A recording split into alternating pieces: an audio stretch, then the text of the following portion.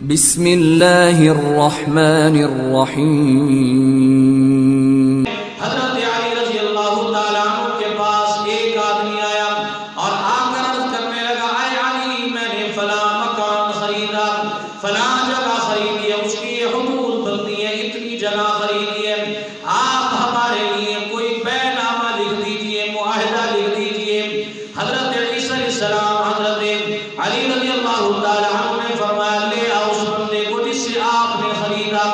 حضرت علی کے سامنے وہ آدمی آیا، آپ نے قلم نکالا، تحریر نامہ لکھا، سٹامپ پیپر بنایا اور اس پر یہ لکھا، اشترا من الغرور الى الغرور۔ ایک دھوکا کھانے والے بندے نے دھوکا کھانے والے بندے کی طرف اپنے مکان کو بیچا ہے، فروخت کر دیا ہے، اور ساتھ میں یہ بھی لکھا ہے الى سکۃ الغافلین، اور لوگ غفلت میں اس کو معلوم نہیں ہے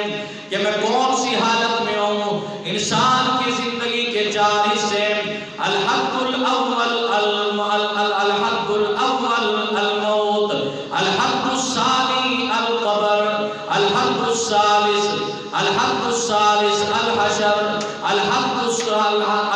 الرابع غیر معلوم من الجنت ام لا من الجہنم۔ معلوم نہیں ہے کہ چار حدود ہیں، پہلی حد انسان کی موت، دوسری حد انسان کی قبر، اور تیسری حد انسان کا محشر کا میدان، اور چوتھی حد کا معلوم نہیں بندہ جنت میں جاتا ہے یا جہنم میں جاتا ہے۔ حضرت علی رضی اللہ تعالیٰ عنہ نے جب یہ بات فرمائی، وہ زاروں قطار رونے لگا، اس نے کہا بیع ختم کر دو، کاٹا پھیر دو، میرا اس کے ساتھ کوئی سودا نہیں ہے، یہ تو دھوکے کا مکان ہے، میں اتنی بڑی بلڈنگ کا اتنے بڑے مکانوں کا کیا کروں گا جس کے چاروں